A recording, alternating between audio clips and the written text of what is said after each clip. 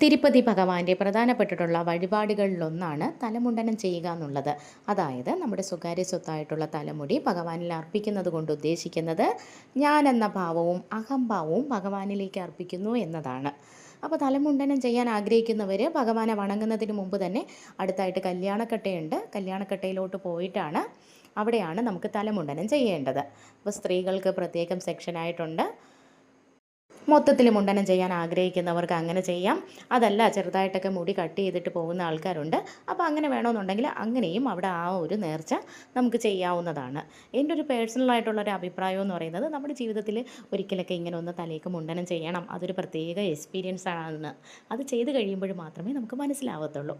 അത് കഴിഞ്ഞതിന് ശേഷം നമ്മൾ പുഷ്കരണി തീർത്ഥത്തിലേക്കാണ് കുളിക്കാൻ പോകേണ്ടത്. കുളിക്കണം എന്നുള്ളവർക്ക് അവിടെ കുളിക്കാം. അതല്ല, കൈയും കാലും ഒക്കെ നനയ്ക്കാൻ ആഗ്രഹിക്കുന്ന ആൾക്കാരാണെങ്കിൽ അങ്ങനെ ഒന്ന് ശുദ്ധിയായിട്ട് വരാവുന്നതാണ്. പുഷ്കരണി തീർത്ഥം എന്ന് പറയുന്നത് ഒരുപാട് ജീവസമാധികൾ അടങ്ങിയിട്ടുള്ളൊരു സ്ഥലമാണ്. ഞാൻ പോകുന്ന സമയത്ത് പുഷ്കരണി തീർത്ഥം വൃത്തിയാക്കുന്ന ഒരു സമയമായിരുന്നേ. അതുകൊണ്ട് അകത്തേക്ക് ആളിനെ വിടുന്നും ഉണ്ടായിരുന്നില്ല, വെള്ളവും ഉണ്ടായിരുന്നില്ല.